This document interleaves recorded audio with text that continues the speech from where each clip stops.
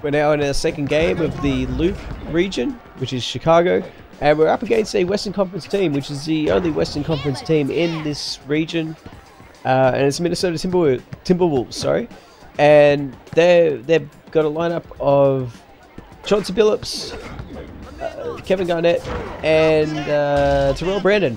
So let me get my train of thought going here. Terrell Brandon was actually not a bad player at the time. He was the one that was traded for Stephon Marbury, and with that in mind, I've got Stephon Marbury on my squad alongside Latrell, Sprewell, and Tim Duncan. Marbury's going up against his old team and his one of his best friends, Kevin Garnett. Remember, they came into the league in back-to-back drafts. Marbury was traded for Ray Allen on draft night, and they formed quite a exciting duo in Minnesota. They got to the playoffs in Marbury's rookie year. They were beaten by the Houston Rockets in the first round in a sweep, and then the next year they nearly beat the Sonics. They were the 7th seed. Tom Gugliotta was an all-star on that team, and he went down in 98. So in 97 he was an all-star, and 98 he wasn't, so the team was firmly Marbury's and Garnett's, and they were able to nearly upset the Sonics, 60-win Sonics, by the way. And that was, yeah, and then the season after that, of course, they had the lockout, and then the season after that, they ended up trading Marbury. Marbury demanded a huge contract. He wanted to be the star of his own team, sort of thing. And he was traded for Terrell Brandon. Sam Cassell went from New Jersey to Milwaukee, I believe it was. And then Brandon went to Minnesota. So yeah, so we got Marbury and Garnett. Not reunited yet, but there's a massive move by KG, and it finishes off with a dinner served, which sounds delicious right now, considering I'm very hungry. But yeah, so yeah, obviously I went with Marbury because of that history, and of course that wasn't the only history they had. Marbury's final game was on the Boston Celtics, just after he was cut from the New York Knicks, and KG wouldn't vouch for him. Marbury came off the bench and played a pretty good role for them in that playoff run, which ended in the second round to the Orlando Magic. So, and then after that, Marbury went to China. He's become a legend in China. As he gets absolutely demolished by Chauncey Billups on that shot. Terrell Brandon dancing with the ball. Minnesota's playing well right now. Very close to a game breaker, and they're up by 3. Things are not looking good right now. Here's Spree breaking it down, going to the basket, dunking it. I realize that I'm going to have to try and build up a game breaker as quick as possible here to counter their game breaker.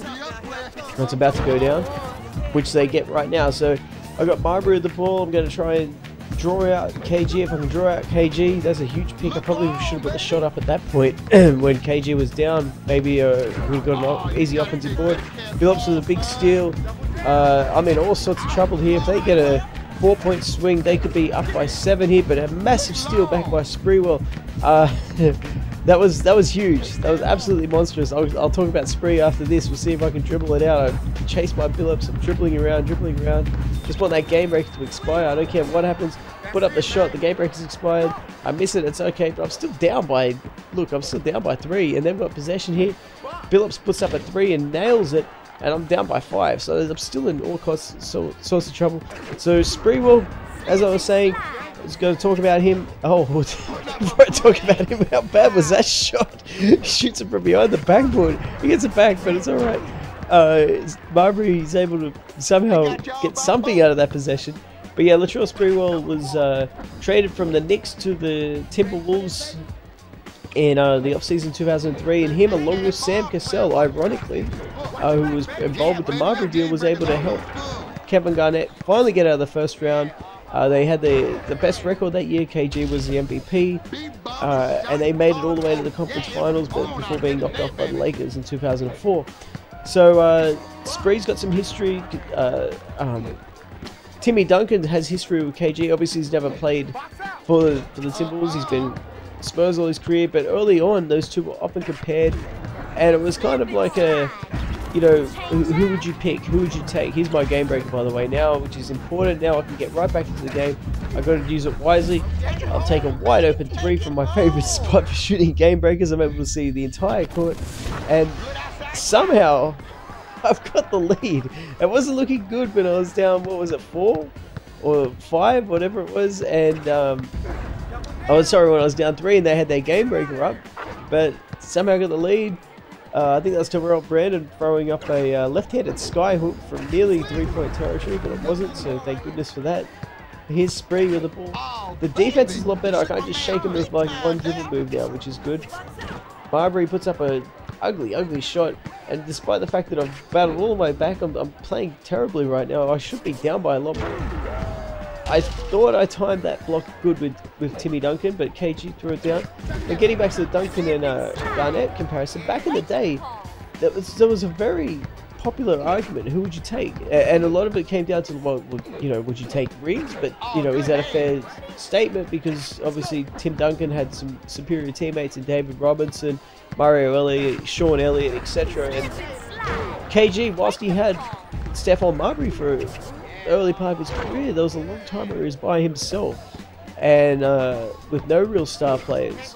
And it took a while before, you know, when I say a while, it wasn't until really Sprewell and Cassell got there that they had any type of real impact. Sprewell gets the ball back and dunks there. It looked like it was definitely going to be a turnover. And I've got a 2-point lead. I'm feeling kind of grateful at this point that it's only a 2-point, that I'm actually up. And as I said, I've been playing absolutely garbage in this one. Marbury's yet to take over. Now he's taking over. And now it's looking good for me. With a nice move, and it finishes off with a dunk. KG can do it all. I've often said in previous videos that I can't wait to play with him and get him. I'm going to get him, and I'm going to use him a lot. He's not just going to sit there for like a novelty. He will be a part of probably my top 5 players that I'll use, and I'll be rotating them. I'm trying to get Jordan out of that mixture, but he's still definitely in there because, as I said before, it's a lot of Jordan cheese in this game. You know, he's just too good.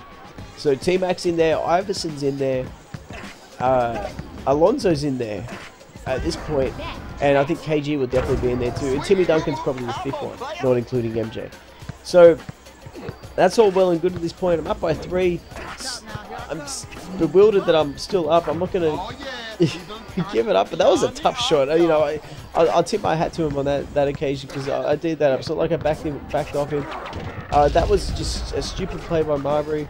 I had an easy dunk, but they played the pass. I passed it for the alley-oop, and it really ended in a disaster. He ends up putting up a foul line jump shot, which is able to rattle in, which was clutch. I'm up by 2. Big block there by Timmy Duncan, or will come up as a steal, I don't know why. Marbury's running the court, able to finish it off from, like, I guess a foul line dunk, maybe just from the dotted line. And now I'm up by 3. Don't want to give up any 3s in return. KG's there. He's dribbling the ball. Look at the versatility he shows. Money jump shot, 19-17. And that versatility is going to come in handy, and as well as his defensive presence, and his ability to play the forward position as well as the center. Huge play by Marbury, coming down the baseline and throwing it down. 20-17. They can even hit a 3 here. I don't mind. I'm going to try to encourage them not to. Instead, I get a steal so they don't get anything. Sprewell down the upper end, finishes off with the busted rim, and I'm able to take away the big 4.